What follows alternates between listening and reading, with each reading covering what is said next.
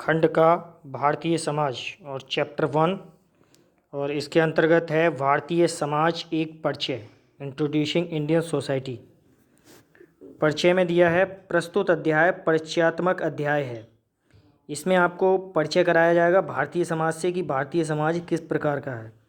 इस अध्याय में समाजशास्त्र, भारतीय समाज तथा पुस्तक के अन्य अध्यायों का सामान्य परिचय दिया गया है, मतलब जनरली इंट्रोडक्शन दिया गया, जनरल इंट्रोडक्शन। समाजशास्त्र सामान्य परिचय। समाजशास्त्र अन्य विषयों से पर्याप्त भिन्न विषय या विज्ञान है।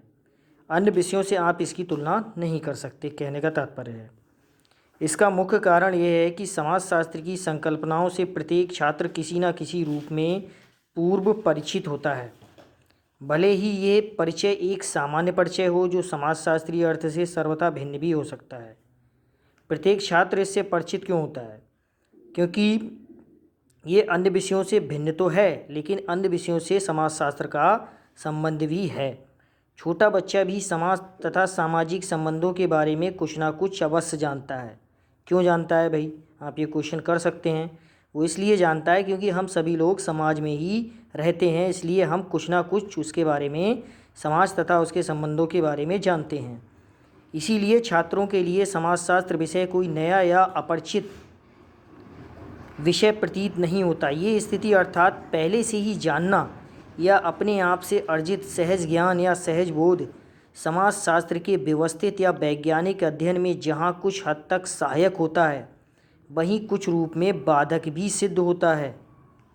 जहाँ तक सहायक होने का प्रश्न है, उसका स्पष्टीकरण ये है कि पूर्व परिचय के कारण छात्र इस विषय के अध्ययन से डरते नहीं हैं तथा पूरे आत्मविश्वास से विषय का अध्ययन करते हैं।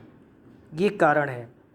इससे भिन्न जहाँ तक समाज के पूर्व ज्ञान का समाजशास्त्रीय अध्ययन में बाधक होने का प्रश्न है, उसका स्पष्टीकरण ये है कि समाज के व्यवस्थित एवं वैज्ञानिक अध्ययन के लिए छात्र को अपने पूर्व ज्ञान या सहज बोध को भुलाना या छोड़ना अनिवार्य होता है, और वो हम आसानी से छोड़ नहीं पाते। इसलिए ये बाधक भी सिद्ध होता है।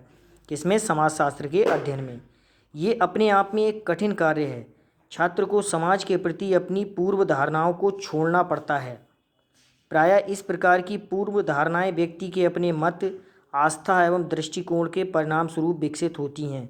इस प्रकार का पूर्व ज्ञान वैज्ञानिक दृष्टिकोण से गलत या केवल आंशिक रूप से सत्य हो सकता है। जहाँ तक समाजशास्त्रीय अध्ययन का प्रश्न है, इसके लिए अध्ययनकर्ता कौन?